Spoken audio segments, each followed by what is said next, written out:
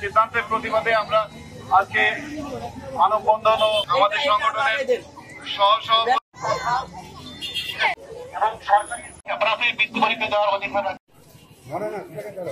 আজকে তারা উপস্থিত আছেন এখানে এবং